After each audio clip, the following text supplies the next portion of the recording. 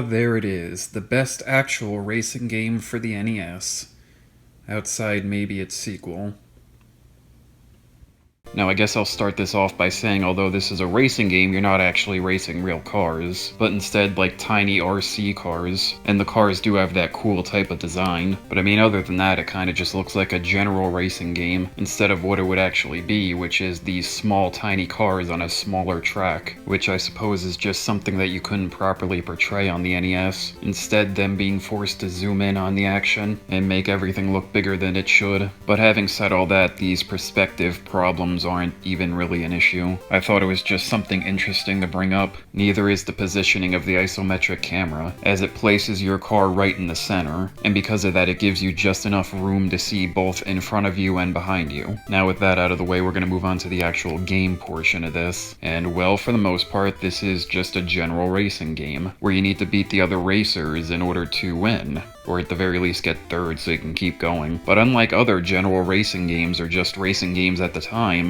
there are other factors at play within here. Yes, there are hazards that you need to look out for, such as water that will slow you down, or oil slick that'll make you spin out of control, or raising and falling walls that you could crash into, as well as some good stuff you have to look out for like speed pads. But I would say that the biggest unique selling point is the power-ups, there being two sets that you can collect. The first set are car upgrades, these being better wheels, a better engine, or a better turbo, and these apply immediately after you pick them up during the race, while the other upgrade is picked up in pieces, in which you must pick up a whole bunch of tiles to spell out the word Nintendo, then you get a whole new car after. But trust me, this is easier said than done. You either gotta be really lucky with these pickups or just memorize where they are on the road, which is not easy to do when you're trying to win the race as well, especially when they're placed in the most inconvenient of spots. But now that leads us to the second type of power-ups that you can get, those being the offensive types, with them including a rocket that you could shoot out at your opponents in front of you, or a bomb that you could lay down behind you to make people run over and blow up, or an invincibility power-up that you could use to drive into other people that make them spin out and crash. And these power-ups really do shake up the game a good amount, with you needing to either scoop them all up so no one else can get them, or needing to leave them be so you can pick them up on different laps, and obviously most importantly staying as far away from the people who do actually pick up this stuff so they don't hit you. And well, I guess if there's one thing about this I would say is if it sounds all familiar, it should, because despite coming out many years before the first Mario Kart, this honestly feels like a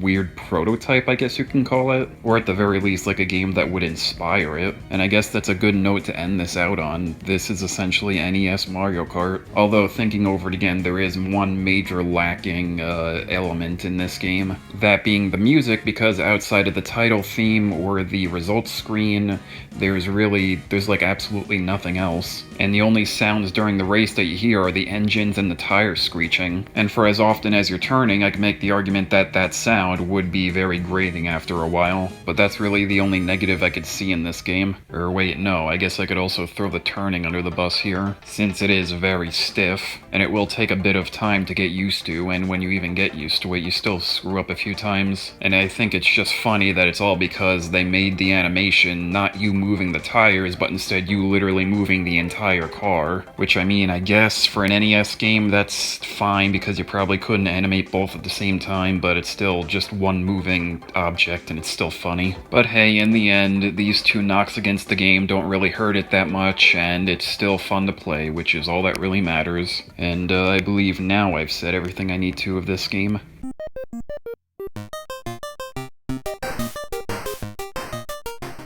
So yeah, at the end of the day, this is a sweet NES racing game. Thank you, Rare. You've been managing to hit home runs even in your early years.